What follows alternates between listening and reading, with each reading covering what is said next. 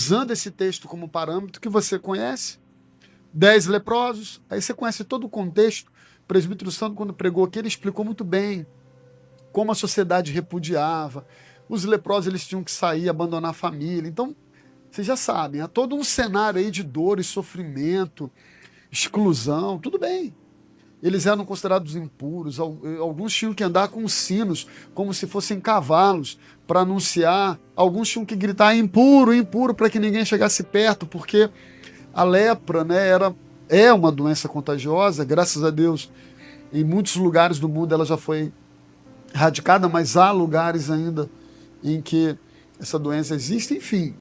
Então a gente já sabe de todo esse contexto do sofrimento desses 10 homens, da exclusão, enfim, a gente sabe. E aí, em determinado momento, eles se encontram com Jesus. Os 10 clamam. Jesus cura, Jesus manda, vão para o sacerdote. Só que antes de chegar ao sacerdote, eles já percebem que estão limpos.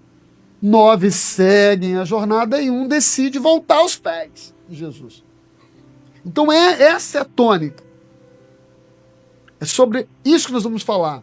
A graça que te alcançou te faz caminhar em direção ao que você já estava fazendo, ou a graça que te encontrou faz você voltar aos pés daquele que te curou? É mais ou menos isso.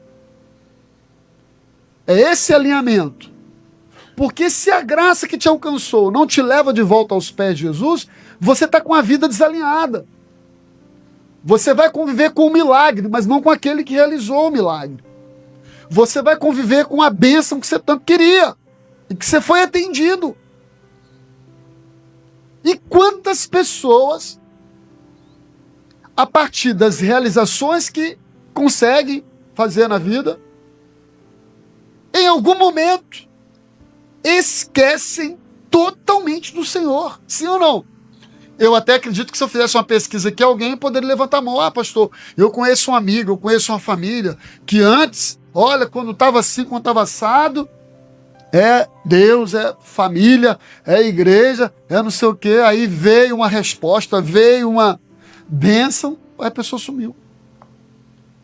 Então, se a graça não nos leva de volta aos pés de Jesus, que foi o que esse que voltou fez, a nossa vida pode até desfrutar de alguma benesse, mas ela não estará alinhada à vontade de Deus. Então a primeira coisa é, a corrida, irmão, da vida pode nos roubar a sensibilidade. Às vezes nós estamos numa condição de tanto foco, tanta meta para bater, pessoal. Estou falando da meta que a Mônica tem para bater lá no ICO, não, que ela tem. Estou falando da meta que o Sandro tem para bater lá na Empresa, porque tem. Ou a meta do Gilberto lá na Atos Servos, tem. E que bom que tem. Que isso é uma motivação profissional. Ó, se bater a meta aqui, tantas instalações de portas, X... Opa, vamos correr atrás. Beleza.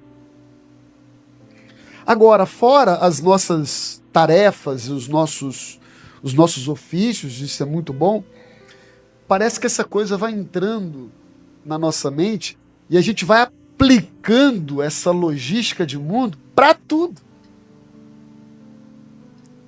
E aí a corrida pela realização, a corrida do desejo, né, de alguma coisa, ela sufoca a nossa relação com Deus e a gente perde a sensibilidade. Sei lá, vou pegar aqui um exemplo. Pegar um sonho de muitos brasileiros, porque nós somos um país ainda muito desigual. Quer ver como é que você vai entender? Qual é o grande sonho dos brasileiros de um modo geral? Fala para mim. Ter uma casa própria.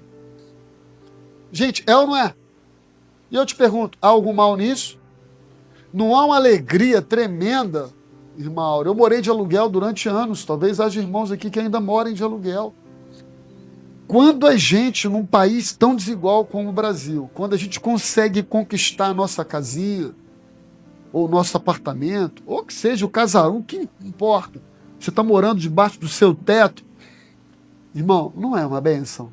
Quem já viveu isso aqui? Eu paguei aluguel a minha vida toda. Eu fui comprar minha casa, minha primeira casa, Samuel tinha, sei lá, 6 anos, 7 anos. E que bênção! Mas, se nós acharmos que a relação que temos com Deus é para o tempo todo atender às nossas expectativas, e nós ficarmos presos a isso, sobretudo em final de ano, como eu preguei aqui da outra vez, irmão, você vai ser tudo menos grato. A tendência é que você seja, inclusive, mais avarento, mais insatisfeito. A tendência é que você comece a comparar o que o outro tem com o que você tem. A tendência é que você comece a comparar o que o outro conquistou e o que você deixou de conquistar. E vai embora. Então, a corrida da vida, irmão, essa batida que a gente tem. Quem está cansado aí no final de ano? A gente não fica cansado? Normal. Está todo mundo ansiando aí por um tempo de descanso. Glória a Deus. Mas essa corrida, ela pode nos roubar a sensibilidade. Nesse caso, irmão, o que aconteceu com os outros 9? Vamos pensar neles primeiro. Primeiro, certamente esses caras pensaram o seguinte: pô, tô curado,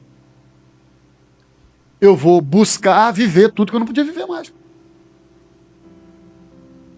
Dentro de uma legitimidade lógica, é óbvio.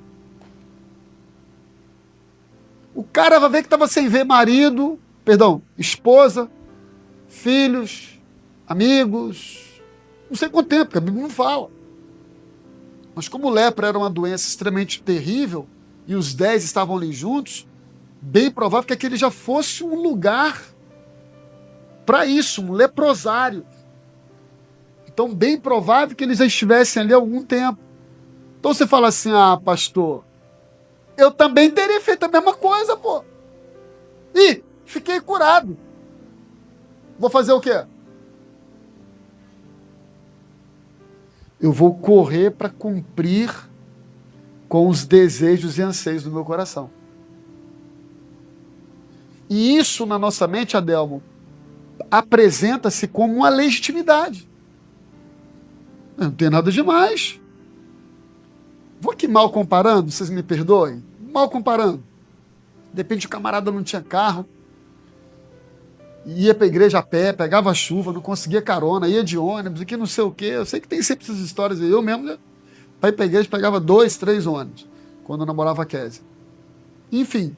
Aí você fala: ah, Senhor, quando eu tiver um carro e que não sei o quê. Aí o cara conquista o carro, a primeira coisa que ele faz é: opa, fim de semana, vamos viajar. Não que eu esteja aqui endeusando o culto, não é isso. Mas a tendência natural do ser humano é, uma vez recebida a bênção que ele tanto buscava, a tendência é ele seguir aquilo que para ele era prioridade em relação à dor que ele tinha.